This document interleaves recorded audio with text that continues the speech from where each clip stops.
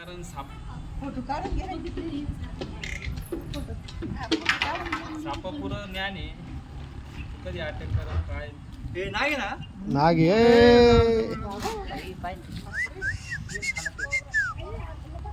विष वगैरे काढते असं ना काय नाही. आपण फक्त साप पकडायचं काम करतो आणि नेऊन त्याला निसर्गाच्या साधीण्यात सोडायचं काम करतो.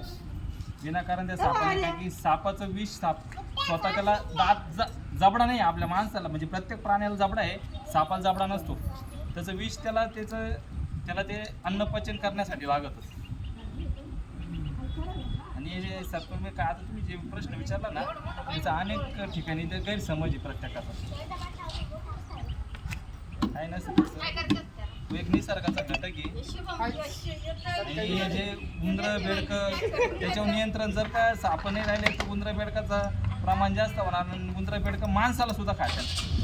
आता युकेला असं काही घडलेलं आहे का तिथं सापच नाही, तिथल्या लोकांनी आम्ही सापाला मारलं पण तिथं एवढा उंदरा झाले का त्यांचं डायरेक्ट असं नगर जिल्ह्यासारखा आहे एक राज्य त्यांचा जिल्हा असा नष्ट होत चालला होता.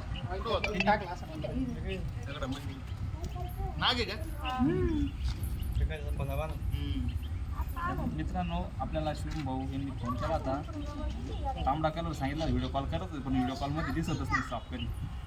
आल्यानंतर थोडीशी मेहनत केली आणि मी शनिवारला नाग जातीच्या सापाला पकडलेलं आहे. त्याला सुखरूपरीतीने बॉटलिंग करू आणि त्याच्या निसर्गाच्या आदिवासामध्ये त्याला सोडून देऊ. आणि असे काही साप आले तर जवळील सर्पमित्राला तसं वनविभागाशी संपर्क साधा. विनाकारण साप पकडायचा प्रयत्न करू नका. साप पकडण्यासाठी योग्य ती सापाबद्दल माहिती लागते, सापाबद्दल प्रशिक्षण लागतं. विनाकारण साप पकडायच्या नादामध्ये सर्पदंश होऊन माणूस मृत्युमुखी सुद्धा पडू शकतो. पुढे प्रशिक्षण केलं स्वतः शिकायला यावं लागलं आमच्या त्यांच्याबरोबर थांबतो 4-5 महिने 4-5 महिने नाही जास्त दिवस लागेल. त्याच्यावर जशी तू 4वी 5वी शाळा शिकला पेपर का नाही अवघड आहे, सोपं काम नाही.